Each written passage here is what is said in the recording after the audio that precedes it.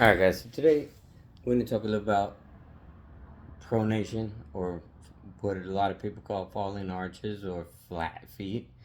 I really kind of hear a lot that, oh, I have flat feet, everybody in my family has flat feet, and this is just something that runs in the family as genetic. It's not genetic, okay? When we're young, we mimic the behavior patterns and movements of the people that we admire, and those typically tend to be family members who have already developed these movement pattern habits. This can happen very, very, very early on in your life. So, now that you've been dealing with this for 30 or 40 years of having flat feet, let's look at how we're supposed to be connecting to the ground. Okay? I'm gonna put this down so that we can actually look at the feet here, okay? So, here we go. Okay, so, my foot right now has a shoe, and I'm gonna take this off just so that we can see. Okay, so, flat feet usually is the result of overcompensation in movement patterns due to muscle tightness in the calf. Okay, so we lack ankle mobility or flexibility and also strength, so then we don't have mobility. Okay, but what typically happens is rather than having the ability to internally and externally rotate from the hip to control the knee and keeping the foot flat, or not flat necessarily, this arch here should not have contact with the ground. You should have contact with the big toe and the ball of your foot, the heel, and this entire outer ridge underneath, not on the outside. So if you're having contact way out on the outer ridge here, then we're really rolling out. And a lot of times what happens is that's an overcompensation for adductor tightness where we're trying to pull in, okay? But today we're just gonna talk about how to strengthen up this arch here, okay? And it's really, really, really, really, really simple, okay? So when we have this tightness here, what most people do at that point is to actually rotate this way. So we're pulling up towards the outside on the little toe side on the lateral edge, and most people will also pull this way. And that rotation, a lot of that can happen just at the ankle. It can happen at the knee. Obviously, if the knee and the foot and everything and the hip and all these joints aren't in a good alignment, then we start having issues. So we need to pay attention to this. Okay, so when we pull up, we want to pull up. The middle of your foot is between your second and third toe through the center of your heel, right? So not from your heel to the ball of your foot. So some of you need to just work on turning in just from the ankle, okay? And then increasing this mobility this way, because remember, this compensation of doing this creates tension all through here, okay? So we're gonna keep this down. But what happens if we roll out in a relaxed situation in the ankle, we just roll out and we can see how the big toe and the ball of my foot has now lifted. We want to, not by rolling back, but at the ankle or at the hip, right? We're going to keep our leg in this position, but we're going to work on pushing the ball of the foot down to the floor without moving anything else in the ankle.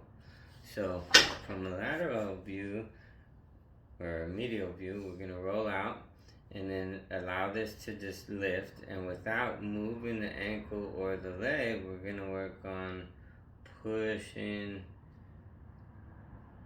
the big toe and ball of your foot to the ground. And then once we have that, we can actually spread the toes out and grab the ground with the rest of our feet. And then we can see just by the little bit of shadow that's here, that puts a great tension right through this part of the foot and lifts up the arch. And so if you have plantar fasciitis, you're going to have pain just behind here, right? And if this is new to you, squeezing through here, this may initially just like trigger all kinds of cramping and stuff through here.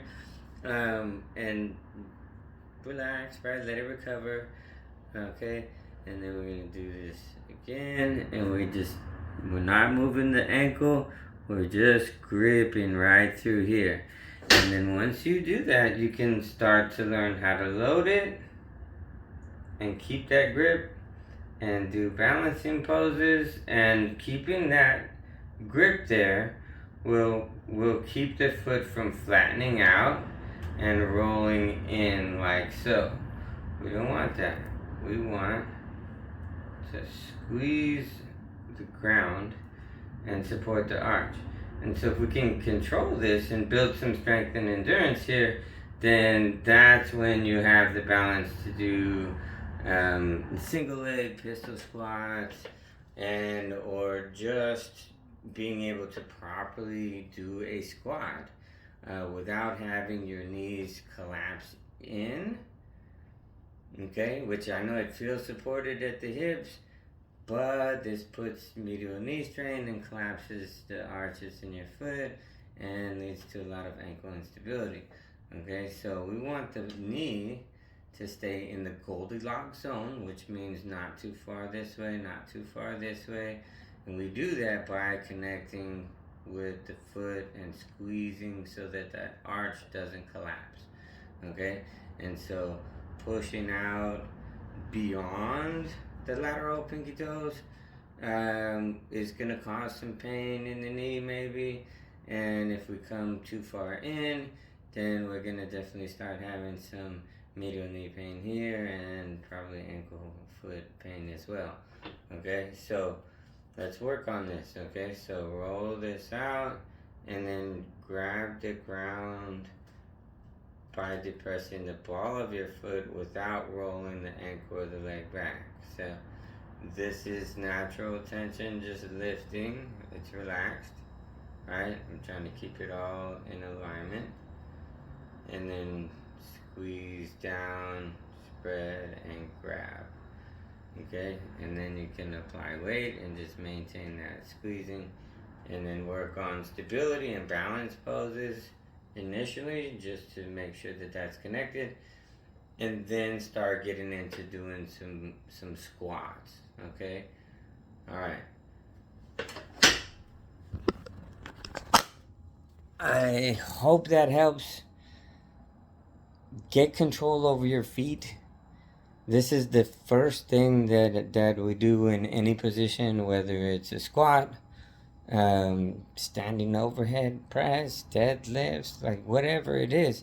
You have to first connect to the ground, and controlling the way that your hips and your knees and your ankles and everything move then contributes on to your ability to maintain a tight core, extended lumbar spine, thoracic extension, right? Like all the way up. So it starts with how we're actually grabbing the ground with our feet, okay? So have contact on that outer edge, push down the ball of your foot without rolling the ankle back in, okay? And work on being able to maintain and control that. So if you're sitting at your desk, if you're walking around, control that aspect. The better you are at that, the less pain you're going to have throughout your body, because your movement patterns will start to kind of autocorrect, and then we can fine tune from the ground up. Once you're stable and we have good control over that, man, we really need to focus on being able to work hard. Intensity matters, right? So Get control over your body. Stage 1. Stage 2, learn how to just push hard. Okay? Connect those two together and you have a pro mentality already. Stabilize the joints to the best of our ability, but you gotta work hard. You gotta push hard. It's gotta pump. The skin's gotta feel like it's just gonna fucking rip off of your body. Tight, pumped, difficult to do because it's heavy, right? Those last rep or 2 or 3 reps, you should wonder whether or not your arm is just gonna rip off or you're gonna fall apart. Okay, but tighten down everything and get through it and struggle. Get it done. Get after it a little bit every day, every day, every day, every day, every day.